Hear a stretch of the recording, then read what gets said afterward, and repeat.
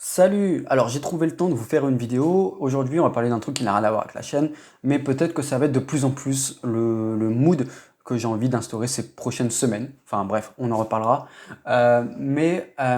Aujourd'hui je voulais parler de mon projet pour l'apprentissage de la moto et notamment de mon premier cours. Je vais en parler avec beaucoup d'humour parce que vous allez voir, le verdict est sans appel, je suis claqué au sol et je préfère y mettre de l'humour. Va y avoir une partie qui va être quand même conséquente par rapport à la vidéo où je vais parler de ça, mais aussi des leçons à tirer et des leçons à tirer d'une manière générale. Comment est-ce que les leçons que j'ai apprises sur cette première séance d'évaluation moto peuvent m'aider dans toute ma vie et comment elles pourraient peut-être aussi vous aider dans toute votre vie.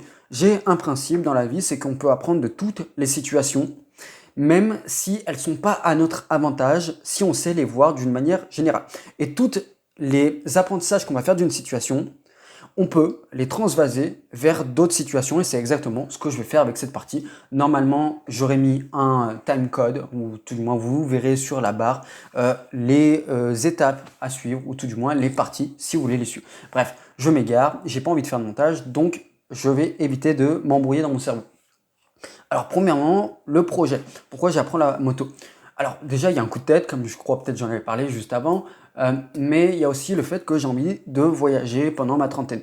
J'ai dit que ma vingtaine était dédiée à mon développement personnel, à mon développement de compétences. Enfin, ça ne veut pas dire qu'à 30 ans pile, ça va s'arrêter, mais j'ai fait 90% du gros. J'ai beaucoup investi sur moi ces dernières années et j'ai sacrifié beaucoup de choses, notamment le fait de voyager. J'ai une chance, c'est que j'ai pas d'attache et que je ne souhaite pas nécessairement avoir d'attache. Je suis pas en couple, j'ai pas d'appart, je vais encore chez papa, maman. À la rigueur, j'ai mon chien, mais mes parents peuvent le garder. Bref, je suis assez libre, assez autonome. J'ai construit beaucoup de choses et beaucoup de ma vie est construite sur ça parce que c'est mon profil. Ça veut pas dire que j'ai raison, ça veut pas dire que je suis meilleur qu'une autre personne. C'est juste comme ça, c'est mon profil. Et par conséquent, je vais avoir normalement, on ne sait pas ce qui va se passer entre temps, mais ma trentaine pour pouvoir voyager, ou en tout cas, c'est un souhait qui est le mien, pour ne pas avoir de regrets. Et c'est là où on vient la moto.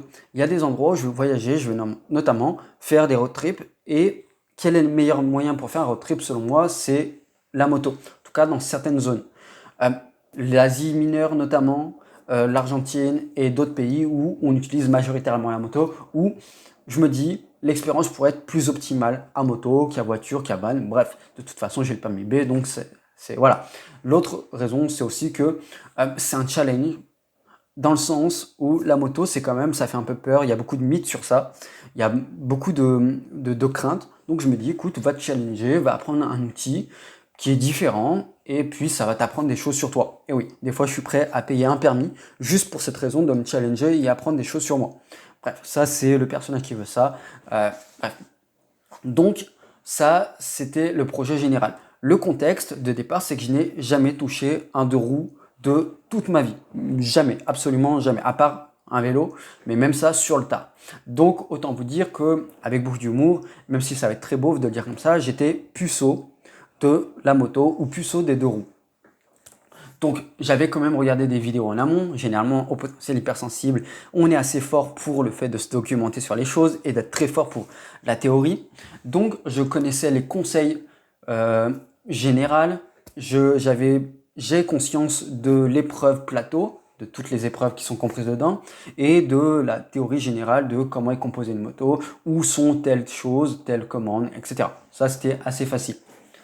Et j'étais à 80% excité avec 20% de crainte. En tout cas, ça c'était jusqu'au moment où je monte sur la moto. Mais on va en parler avec beaucoup d'humour.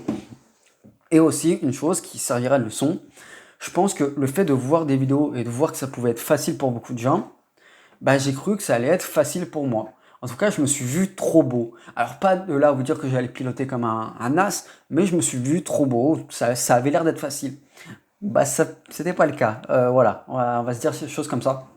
Donc, la première prise en main, c'était des exercices d'évaluation. C'était même pas une vraie séance, c'était juste pour évaluer notre niveau et savoir quel forfait était le plus optimal pour nous et savoir un peu se projeter financièrement et aussi en termes de temps.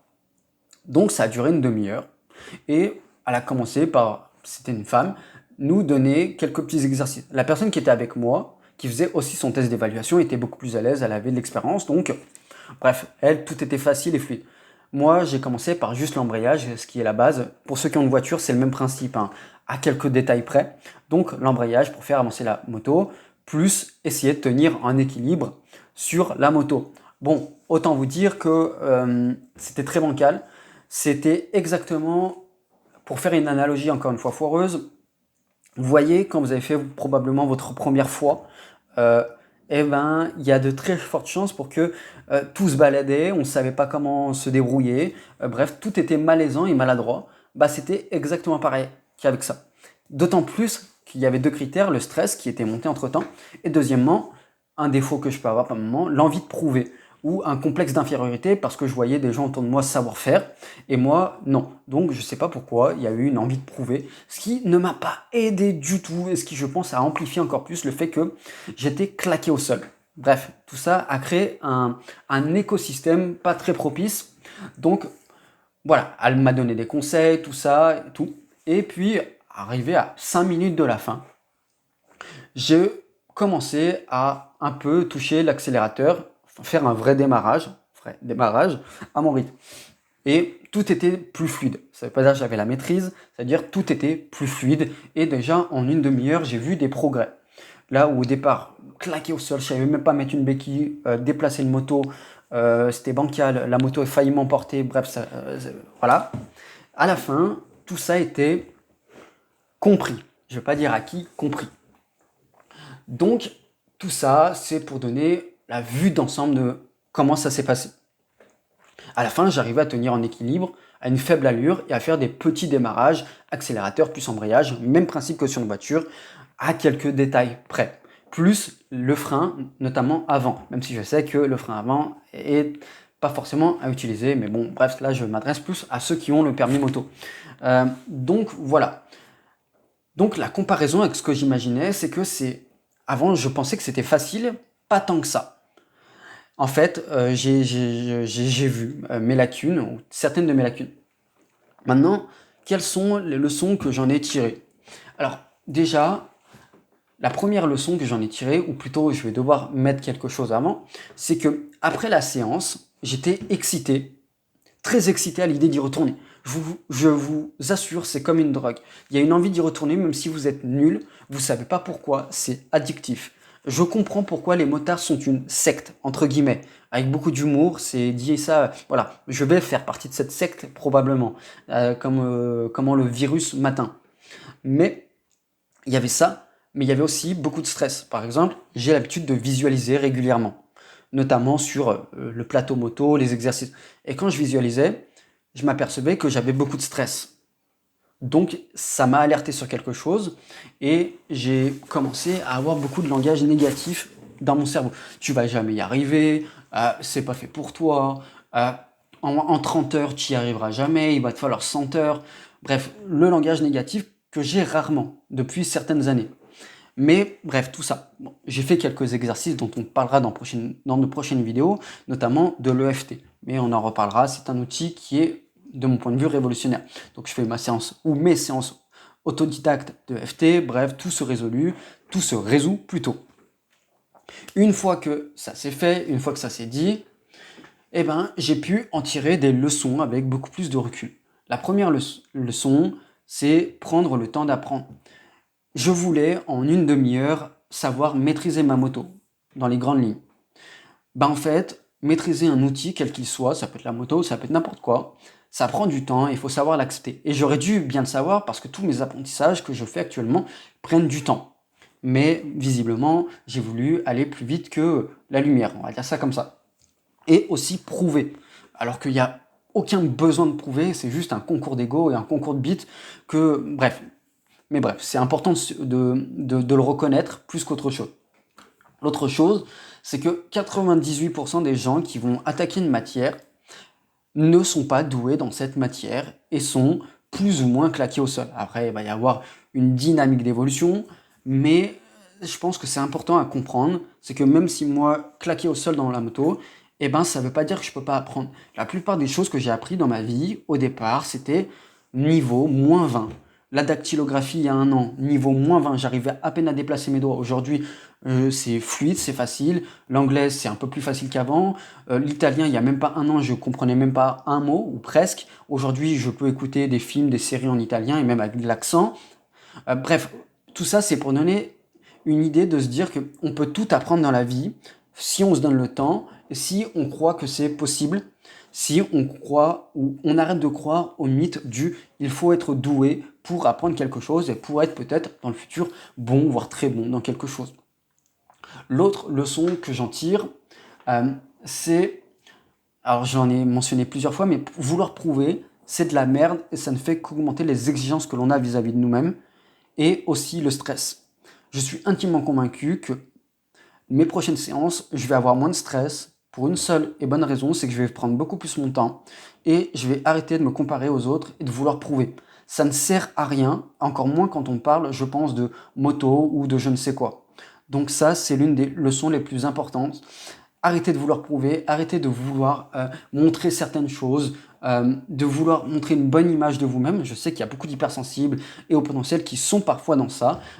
Oh, faut qu'on me voie bien, faut que je sois parfaite, faut pas que je sois rejetée, tout ça. Ouais, mais en fait, ça ne fait qu'augmenter un stress interne et le stress interne mène à plus d'erreurs et à plus d'épuisement rapidement. Bref. Et le dernier point, alors ça c'est plus personnel, mais peut-être que c'est valable aussi pour vous. Se challenger est le meilleur ingrédient pour la confiance. C'est une leçon que je tire au fur et à mesure des années, mais plus vous allez vous challenger à faire des choses compliquées, des choses dans lesquelles vous n'êtes pas à l'aise, mais que vous pouvez apprécier, plus votre confiance en vous va augmenter. Et je sais que c'est paradoxal parce que beaucoup de gens pensent qu'il faut de la confiance en soi pour se challenger et pour apprendre des nouvelles choses, faire de nouvelles choses qui vont nous demander progressivement de la confiance. En fait, non, c'est faux, même si c'est contre-intuitif. Il faut déjà se challenger et c'est comme ça que la confiance va venir. Progressivement, au début on est nul, au début c'est compliqué, au début voilà, on patine, mais après ça vient naturellement, facilement et vous allez vous apercevoir que tout ce que vous allez gagner en confiance dans un domaine va se transvaser à d'autres domaines. La confiance que j'ai dans l'anglais, ou dans d'autres choses que j'ai appris dans ma vie, notamment le développement personnel, aujourd'hui, c'est une confiance que j'arrive à transvaser dans d'autres domaines. Donc, ne pensez pas que parce que vous avez de la confiance dans un domaine, ça ne va pas impacter d'autres domaines. C'est faux. Le cerveau marche très rarement en vase clos. Au contraire, il y a beaucoup de choses qui sont liées et c'est comme l'analogie que je vais faire. Le professionnel ou les employeurs, ils disent la vie privée, ça reste au privé, le pro, ça reste pro, tout ça. C'est très difficile parce que quand une personne a des problèmes dans sa vie privée, mentalement, ça va impacter sur son pro et inversement. Le cerveau ne marche pas en vase clos. Donc ça, c'était les grandes lignes. Maintenant, quelles sont mes prévisions à l'avenir dans les grandes lignes sans me mettre une grande exigence? Alors, j'en ai parlé un peu avec la monitrice, mais je suis tout à fait d'accord avec elle. Mon but, c'est que dans les 2 prochaines séances que je vais avoir, je ne sais pas quand je vais m'inscrire, peut-être dans les prochains jours, les 2 prochaines séances, donc ça fait 6 heures, c'est vu que c'est des séances de 3 heures, c'est de maîtriser le freinage avant-arrière, maîtriser dans les grandes lignes, en tout cas le dosage, le départ, l'arrêt et les demi-tours. Et le passage de vitesse. Pas maîtriser à 100%, mais déjà commencer à être plus à l'aise avec l'équilibre, avec la confiance et à commencer à maîtriser certaines choses. Et je pense que je serai bien. En tout cas, c'est mes prévisions pour les 2 prochaines séances. Après, j'ai un programme de 33 heures, donc j'ai de quoi faire pour les prochaines épreuves. Mais bref, on en reparlera peut-être. Je ne sais pas quand, je ne sais pas comment, peut-être que dans 3 mois, peut-être dans 2 séances, peut-être dans 6 mois. C'est un peu un freestyle, cette chaîne. Mais voilà, j'avais envie de faire cette vidéo. Je sais que ça ne va pas intéresser tout le monde. Mais bref, qui m'aimeront, me regarderont, et qui ne veulent pas, ne regarderont pas, et c'est tout à fait ok. Bref, prenez soin de vous, j'ai réussi à faire cette vidéo en une traite, donc je vais m'en féliciter.